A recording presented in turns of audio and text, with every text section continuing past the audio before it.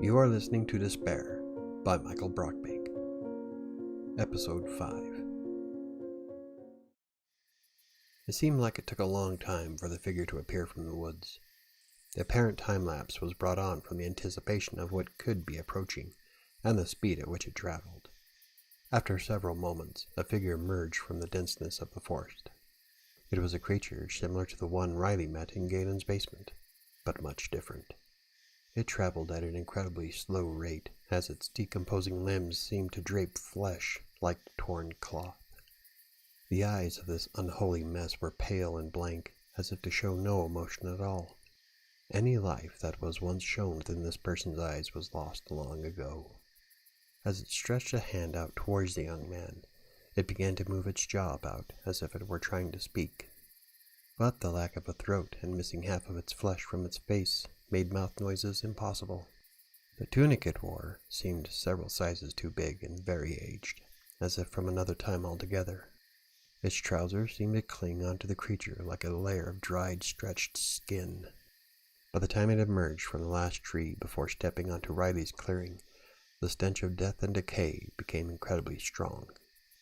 The odor was enough to make the young man gag for a brief moment. "It's the undead, lad. As horrific as it appears, they are not as much of a threat as you'd think," Nerok stated as the hilt of the dagger began to warm. "I don't know. It looks pretty horrible at the moment."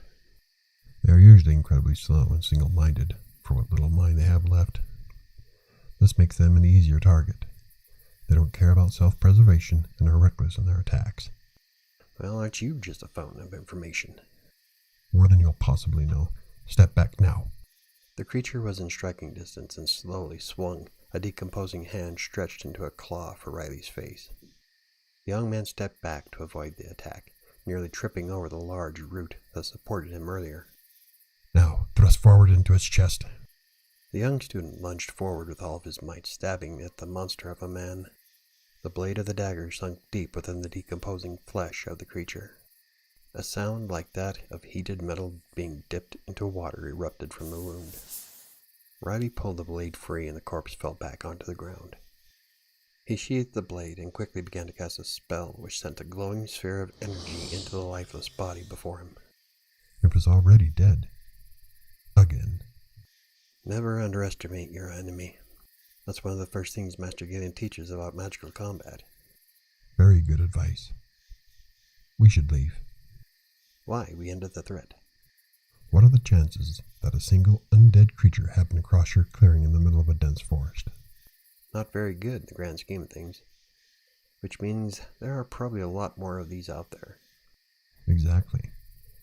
And although one of these is easy enough to dispatch, their strengths rely on overwhelming numbers. Riley picked up the rucksack and kicked dirt onto the few embers of the campfire coals that remained. Checking his person to make sure he grabbed everything he pulled out of the sack, the young man began making his way through the dense woods. He held the stone above his head as it illuminated the landscape. After what seemed like hours, Riley stopped his trek through the trees.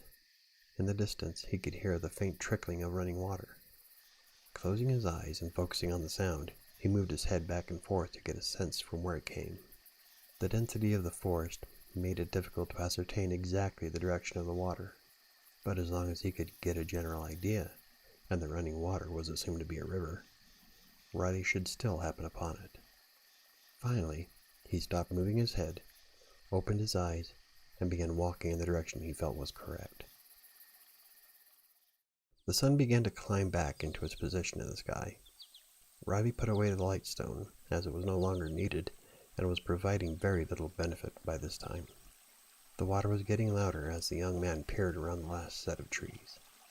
It was a free-flowing stream. The stream's width was more than 20 feet, but shallow enough to walk across. "If we're looking for civilization, follow the water." Nerok spoke.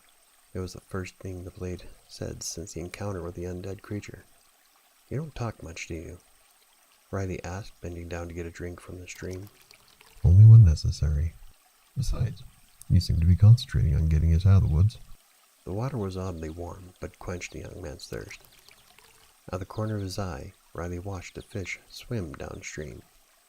Where there's fish, there's usually fishermen.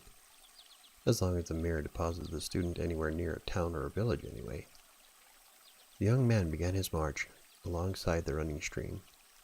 The bank was quite easy to manage, and he found himself walking a bit faster than the speed of the water. By midday, Riley made his way to what appeared to be a small pond. Approximately 3/4 of the body of water was surrounded by a tall rock face, as the trees above provided slight shade to the water below. Although he was looking for fishermen, what he saw was far more surprising. A young woman was bathing in the water with her back facing the young man. Riley quickly took cover among the trees and brush. She didn't see nor hear the young man's approach, and he didn't want to frighten her away. Knowing he shouldn't look, his age began to override his better judgment. Riley slowly peeked around the trunk of the tree of which he found refuge. "Manners," Nerok said. "There's no harm in a quick look," Riley whispered, looking through the cover of leaves and brush. Her long black hair clung to her body, reaching the small of her back. Pale skin seemed to shimmer and sparkle as droplets of water were catching the overhead sunlight. A short distance away, Riley could see her clothing haphazardly tossed on a sandy beach. As he marveled over her beauty, a rustling of branches erupted from nearby the maiden's clothing. Riley quickly pulled the dagger from its sheath. She was naked, unarmed, and at a disadvantage should another undead appear from the tree line. "It's not deadly sense," Nerok claimed. "Then what?" Riley asked, moving about to get a better view of what was coming without giving away his position. "Well, what do we have here?" The man's voice echoed throughout the natural alcove. 2 men appeared from the trees closer to the sandy beach.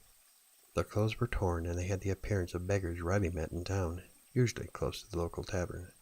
They were what Master Galen would refer to as riffraff.